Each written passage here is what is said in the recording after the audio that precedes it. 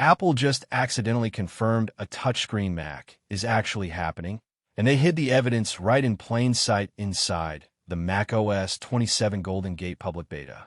We are talking about a completely unannounced hardware shift hinted at by a simple swipe down to refresh gesture that just magically showed up in Safari, Mail, and Calendar. Honestly, I will believe a touchscreen MacBook is real when I actually see it sitting on my desk. But Mark Gurman has been warning us about this for months, and now the software is clearly laying the groundwork. So, the macOS 27 public beta just went live. You do not need a developer account to get in on this anymore.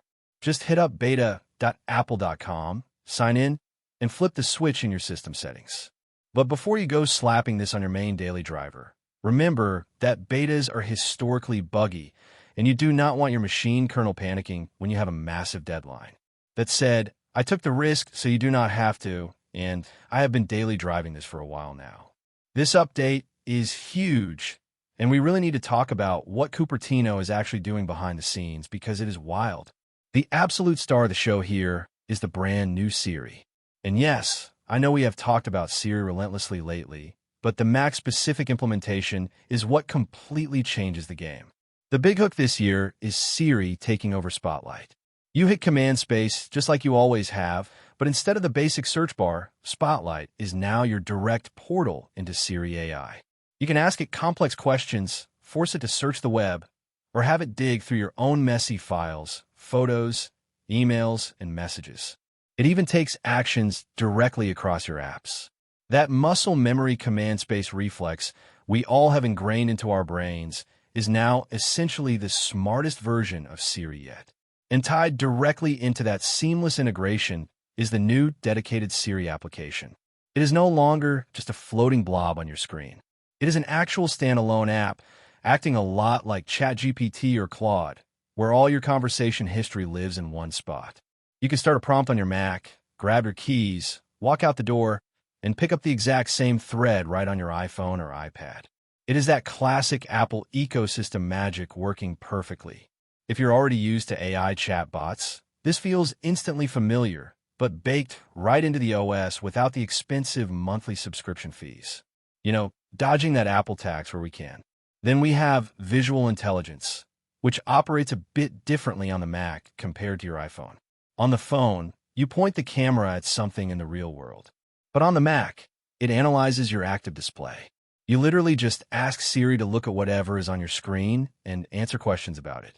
You do not have to copy and paste paragraphs of text to give it context. It just sees your screen and gets to work immediately. It is honestly incredibly intuitive. Speaking of intuitive, let's talk about the rebuilt writing tools. The integration here means you just write with Siri, and it rewrites text for you system-wide. The part that actually matters for people grinding away on their Macs is that inside apps like Mail and Messages, it learns and matches your specific writing style and tone.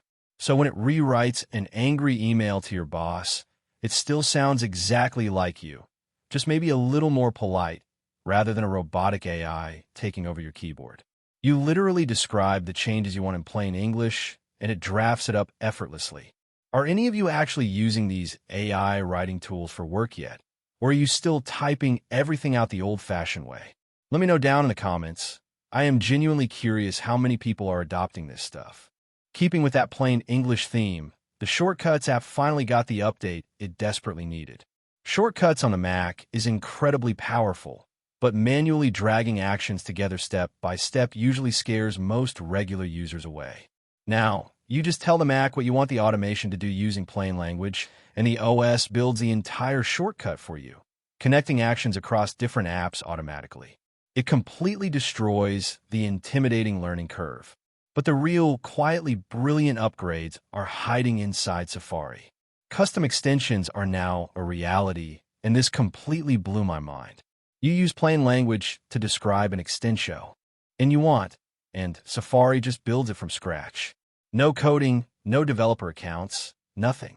Apple showed off a recipe-saving extension at their event, and Safari generated it on the spot, dropping it right into the toolbar. If you're someone who only uses Chrome because of the massive extension library, this completely flips the script. Now you just dream up an extension, and your Mac makes it. Safari also added automatic tab organization. It uses local intelligence to group your tabs based on the specific topic you are researching. So if you have 20 tabs open for a massive project, it automatically bundles them together. Beside that is a feature called Notify Me, turning Safari into an automated page monitor. You point at a website, tell it you're looking for a price drop or a restock, and Safari checks the page for you on a specific schedule. According to supply chain sources reporting to Mac, the latest developer beta checks these pages every single hour, meaning you never have to manually refresh a product page 10 times a day again. Next up is iPhone mirroring.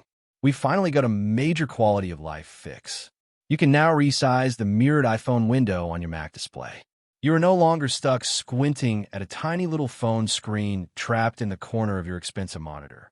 It is a small change, but man, it makes a huge difference.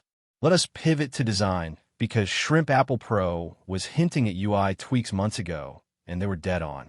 Last year, we got that polarizing liquid glass look, and this year, Apple finally gave us a translucency slider. You can crank it up for maximum transparency or dial it completely back for a tinted, opaque look that is way easier to read. Apple also reworked how opacity diffuses busy backgrounds, adding darkened edges and brighter highlights, so floating elements actually have realistic depth. They cleaned up the shadows across all windows, making it immediately obvious which window is active, standardized toolbars across all native apps, and unified the corner radius on every single window. If you're slightly obsessive about design consistency, this update is going to make you very happy. Now, we have to talk about performance because Ming-Chi predicted that this year would focus heavily on optimization, and honestly, this feels exactly like a modern Snow Leopard update. The stability is shockingly good for a beta.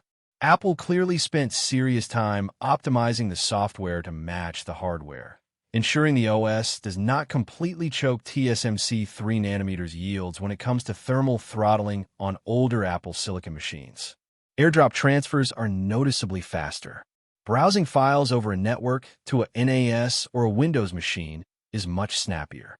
Uploading photos to iCloud prioritizes syncing straight from your iPhone. Under the hood, Apple aggressively targeted memory usage, search indexing, display rendering, and CPU utilization. I obviously cannot benchmark every single line of code, but the daily fluidity across all my devices is undeniably faster. Reports from DG Times and the LX suggest Apple is prepping the display rendering pipeline for some massive hardware upgrades next year, which lines up perfectly with what Ross Young has been saying about upcoming OLED MacBooks. They're building the software foundation right now for the hardware of tomorrow. So, between the rebuilt Siri, the insane Safari AI extensions, and that very suspicious touchscreen swipe gesture, macOS 27 is shaping up to be one of the most functional updates we have seen in years. Are you going to risk installing the public beta today, or are you waiting for the official release this fall?